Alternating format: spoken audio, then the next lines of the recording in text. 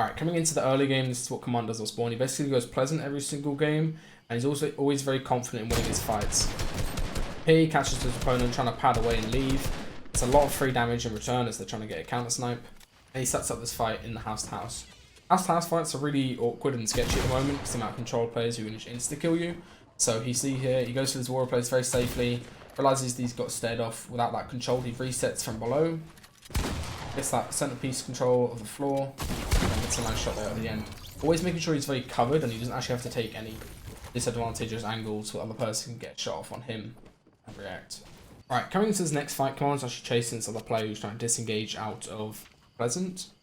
He's trying to go for like a chase and get the kill since he's got really good loot, and he probably assumes the other player's shambles since they're leaving. He gets a massive beam in the side. Now, what does he do when he immediately gets hit like that? He doesn't panic, he doesn't actually overreact to anything. Makes 3 boxes worth of room, goes for a counter peek with that room, and safely able to get out. Here, instead of rushing to finish the fight, when he's good mats and good HP, he knows the other opponent is going to go for a heal, right? So he takes the time to pop a med kit and go fully through it. Hit the other person for 87, I think, which means the other person still has a lot of shield they can pop for themselves. So you may as well just try going for the med kit. Here it gets cancelled a couple times. We'll see how safely he plays his counter peek. He still needs to get damage. He doesn't know what the other opponent's HP is. Nice free peek with the right hand there. And here he resets, sneaks around from a different angle, tries going for a shot. Still though, he plays this very safe and he actually wants to go for the fill heal. He's got really good loot this game, so no need to throw it away for like a needless mid-game fight. He can just heal up fully. It's the advantage of him having all that space that he's already made. He's able to go in any one of his like 3 or 4 boxes he's made, pop a medkit.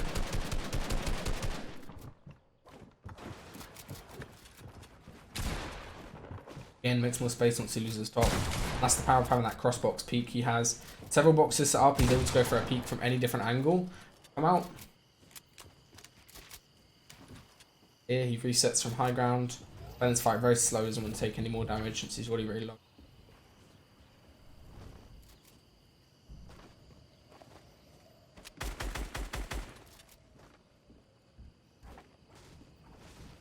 Finally, he knows that the opponent's near his edit control. He resets the fight, and just look how patient he plays this. Gets that cone slide and then gets the really nice left hand peek on the guy's feet so he can't even get a shot off in return, and gets away with all the loot and goes back and refarms. The patience in that fight to make multiple boxes and play his life rather than playing for like a trade too early, and he's still able to get those trade shots when he needs it, right? Alright, the first thing we're looking at is how Commandment is able to use his opponent's aggression against them and get damage in return and also win the fight. So he's chasing this other player and they get a dink on him in return. He needs to pop his minis. Makes a box with his space. Backwards ramps, makes another box worth of space. Now here, he's fully healed up, so he goes for a counter-aggressive play. Nice cone, goes for the wall edit, but the other player can replace it at the same time. And this is where that 2x1 comes in, right? He has this edit control on the side wall, able to catch the opponent, box him up, and get the kill.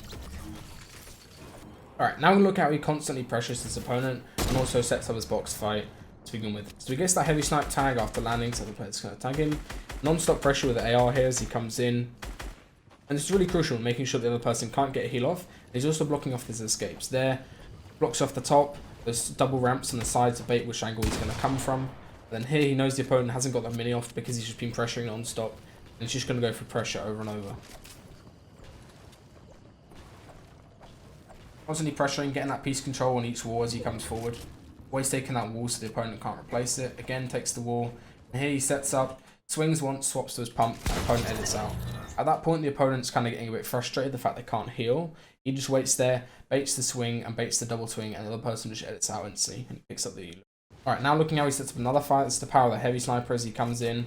Bait switch wall, doesn't actually immediately go for the heavy snipe. He wants to clear out and know where the enemy is actually located. It's free damage there. Resets the fight after getting hit once. A lot of people make mistakes when they rush fights. Always making sure he resets. Now he uses heavy sniper, catches the opponent off guard. So he didn't use it the first time. Exploit in, exploit down. Picks up the Elam. Alright, after getting this initial bit of damage, he wants to make sure that he pressures non-stop so the other person can't get a heal off. Pressures a little bit. Here's the shield get cracked and he resets the fight from a nice angle for him. Comes around, exploits in. He's very confident in winning that fight because he got that crack, or he heard that crack. And he takes out the player with the grappler, which completely changed how he plays late game. And then here, he snaps to go while he's in a bush. Which you could do about it. And we'll just get into his late game here, as the rest of the mid game is pretty empty.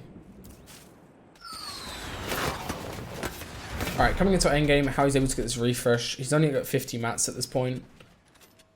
Comes forward, and he gets his timing where Arab's spraying his orb, gets the wall replaced, and gets the insta-build. Doesn't actually build to cover himself, just so he doesn't make too much noise or draw too much attention to himself. And then as soon as he gets the kill, he covers angles.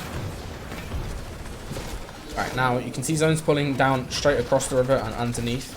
Actually goes underside, whereas everybody else is landing on top of the river behind him. Comes in here and he pauses. Doesn't really want to rush his rotate across just yet. Comes out, grapples up to the edge, and he gets towards front side here. And here again he looks for a refresh kill with his heavy sniper. As soon as he catches somebody drinking shield, he's pretty confident in just double swinging his pickaxe or going for a shot, since either he kills them or they just rebox away.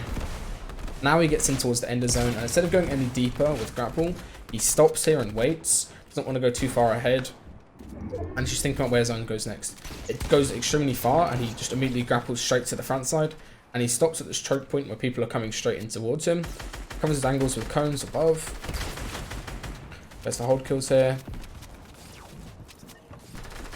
Again, opens up, and always making sure that he's covered above, right? He doesn't want somebody editing their floor and just coming straight in to get a refresh on him. He just covers his top, also prevents him from getting RPG'd or something like that. Picks up the Elim, doesn't get greedy for the mats, and grapples to front side again. Gets in here, catches these two players fighting.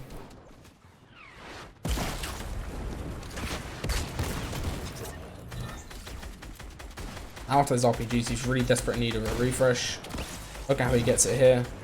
Catches Stony under his ramp, heavy sniper, commits to getting the mats, and then grapples towards like a front mid ground layer, gets off low ground, picks up another Elim on polarized, he's down on low, gets all the refresh, and those refreshes late game, it's 150 guaranteed, right? So as soon as you pick up one stack of metal, you know you've got enough mats to build a box to cover yourself, which is what he does. Now here, Zone finally pulls up the hill. He gets up early, and it's TJ on height. And this is where a little bit of height awareness comes in, right? He hasn't gone for height this whole end game. He's just been playing like a low mid ground layer, trying to get kills. He reloads his heavy sniper and checks up towards high ground. Now here's finally when he grapples up top. Gets shot at and he comes down and kills Nanlight on low ground. Gets the mats from that. Comes up and builds and covers himself. And here, grapples again and wins the trade against TJ.